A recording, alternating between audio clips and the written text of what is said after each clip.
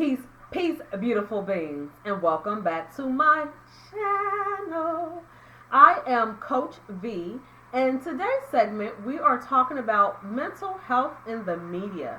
So if you're new to my channel, these segments involve me offering my perspective as a holistic life coach on trending news topics and the mental health of the parties involved. Over here on my channel, when we talk about mental health, that doesn't necessarily mean that there's an absence of a mental illness.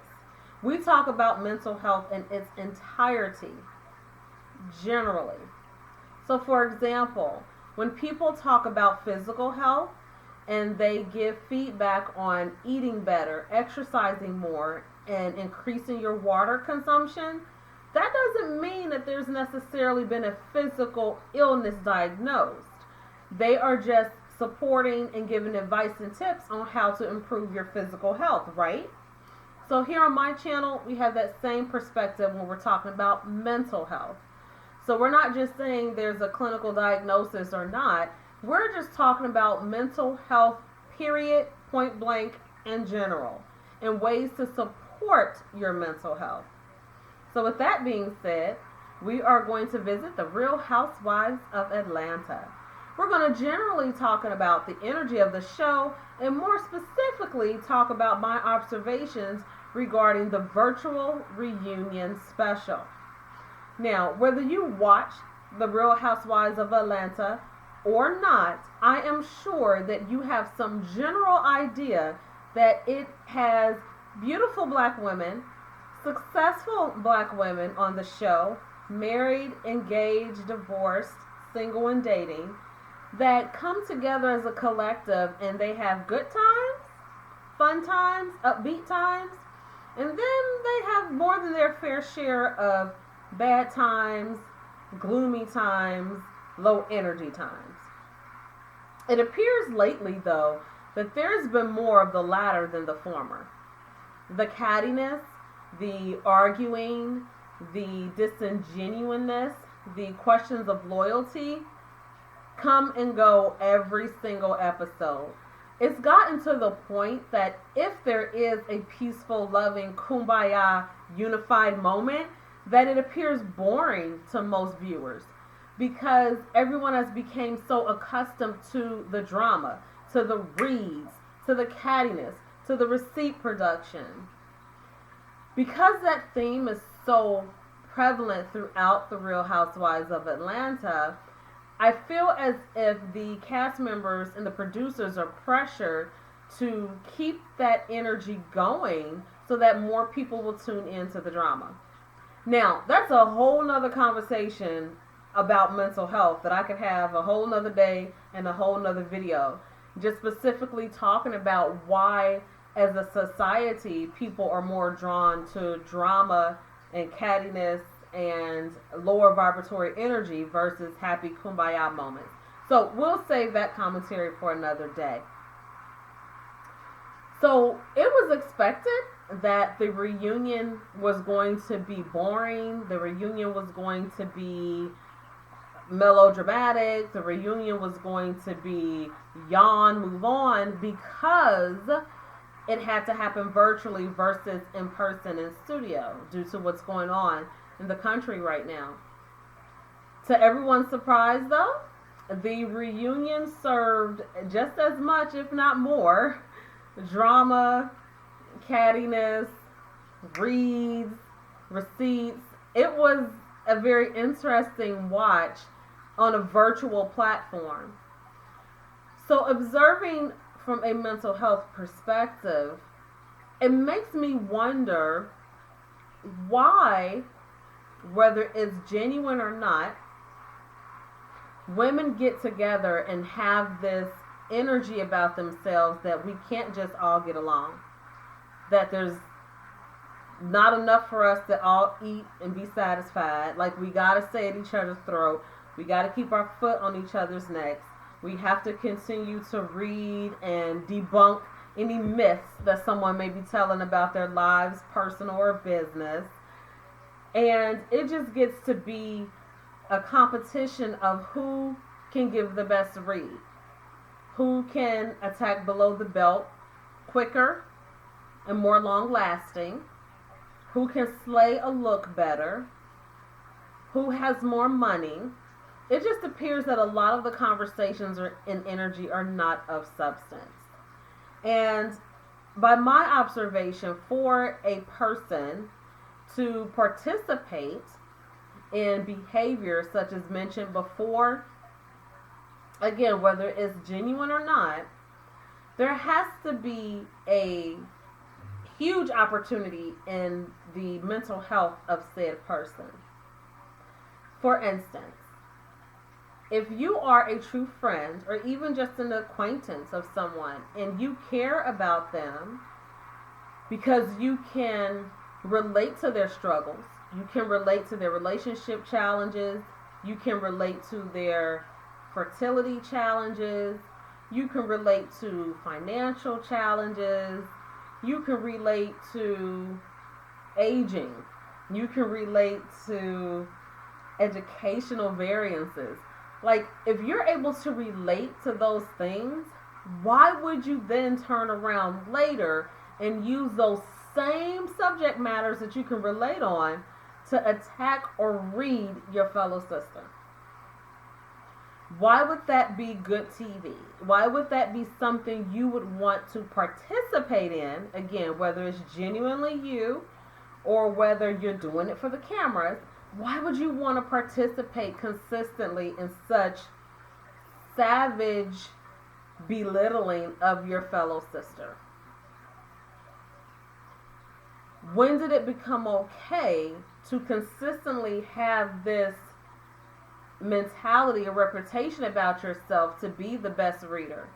Meaning, I can cut you or anybody else, but specifically about this show, I can cut my sister down to bite-sized pieces with a few words out of my mouth. When did that become okay? I originally applauded Nene Leakes for investing in a life coach. I was in support of her spiritual journey and still flying first class, as her tagline says. I was in support of her being more calm and more open-minded when she's looking at different perspectives or experiences with her castmates. And then all of that support and love went right out the window when I saw that she, in fact, was still how her reputation professes her to be. I'm not saying at all, because I don't know, that she was playing a game for TV to make it appear that she wanted to be holistically healed, that she wanted to operate from a space of love, that she wanted to be clean, that she wanted to do these things to help uplift the energy of the people around her. So even though I'm not saying that she wasn't being genuine, I am forced to question, was she really ready for that type of change? And this is what I mean. People do things, say things, feel things that they know in their heart doesn't make them feel good, doesn't make the next person feel good. That's not what they want to do. That's not who they want to be. That's not what they want to be known for. So the desire is there. The spirit is willing, but oftentimes the flesh is weak when it comes to getting down to the nitty-gritty about the real work that would need to happen and take place in order for this metamorphosis to happen. I know for a fact, though, it can be done. With a lot of blood, sweat, and tears, it can be done. With a lot of picking yourself up off the ground when you make a mistake, it can be done. And I know that because I used to be a version of Nene Leakes not too long ago. So I feel that when I'm speaking upon her, I feel like I have the authority to do that, not only professionally, but because personally, how she is my past story, my past experience. Always being on defense, always thinking people are so hard pressed to talk about you, to be around you, always thinking, oh, you don't want no problems from me, always thinking I'm that chick, but y'all know the word she uses. You can walk with confidence and integrity and not come across as being abrasive or abusive, because it actually makes you look insecure. People can say what they want about Nene. I just think that she just wasn't ready for the type of change and the commitment to the work that was necessary in order to continue her spiritual journey. And I'm not saying she's off the wagon, but I do know that life creates a lot of detours for us if we're really not ready for the work to be done. Portia, in a sense, has made a tremendous change in how she spoke, how she behaved, became a mom, and kind of became more settled down, more focused. But she made sure that we knew that it's still in her as well. And I believe in being balanced. I believe in when the situation calls for a lower vibratory response, especially if you're being harmed, that to an extent, step on down and handle that. Handle the mundane. But in me saying that, I believe too that self-control is important. Self-mastery is important. And this is what I mean. You can step down from your spiritual pedestal or deviate from your spiritual journey to address a situation in the most effective way without overdoing it, without the overkill, without the keep going back and forth catty, catty, catty. To see Andy mute, as much as he quickly went and did that, was a great option, because we were able to see without hearing the behavior and the reaction and the excitement of the cast members. So to see someone be so animated and so excited, but you can't hear them, it's quite comical at times, because you're like, wow, is this how I look when I be going off? Like, is this how I look? Just like I'm just rambling all along, like a cartoon without any voiceovers? Like, is this what I'm looking like? If Real Housewives of Atlanta ever has a space for a holistic life coach to come down and talk and offer some coaching and some advice and some different perspectives, I welcome the opportunity. I think that a lot of times people get intimidated, either consciously or subconsciously, by certain people, whether they're big in stature, whether they're loud, whether they have a reputation of fighting. And so that prevents them from giving honest, good feedback to their client base. I ain't one of them type of people. I think that Kenya has experienced so much of her fairy tale come crashing down that it has amplified her read energy. It has amplified her cutthroat comments. It has amplified her ability to get someone together in order to, in some twisted way, help her deal with the challenges she's dealing with regarding her husband and her family. I think that people who have changed their dynamic or how they move within a show from the background to the foreground has done so simply because there's things going on in their lives that they're just now dealing with. That there may have been some smoke that they've ignored, but now it's a full blaze fire, and now the public knows, and now they have to address it. So this statement is being made in mind with Candy and her family situation. The challenges in the marriage were already happening. They just came to light and confirmed to us recently. So sometimes people carry bones or pour themselves into their work or extend their family because they want another chance to get it right. They want another chance to show love and genuine concern the way that they know how, instead of just dealing with whatever that core issue is. So when we talk about mental health and all of these examples and more, we talk about the ability to be able to communicate your thoughts, your feelings, and your speech in a clear and coherent way, and to stay on topic. We talk about the ability to hold yourself accountable and to admit room for improvement if you have erred against yourself or someone else. We talk about mental health and remind ourselves of the ability to remain silent and the ability to not always feel like we have to prove a case or that we have to prove our point or that I'm right if I speak louder than you or that my cutthroat comment or my read is better than yours. We learn to value the quality things that matter in life.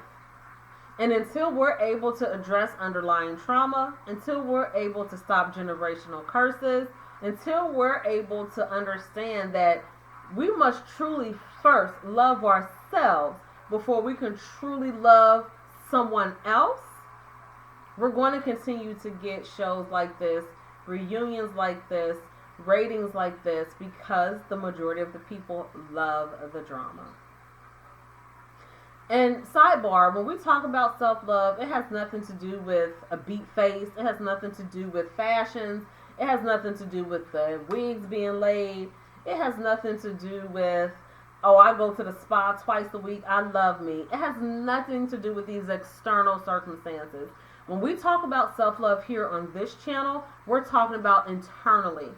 We're talking about the self-love and acceptance from your light side and your dark side. We talk about being balanced and knowing that all these things externally mean nothing. We talk about soul healing. We're talking about soul work. We're talking about genuinely loving yourself. Every aspect, every angle, every journey, every win, every L. We're talking about genuinely loving yourself versus loving the things that you have acquired or that you think people are jealous of.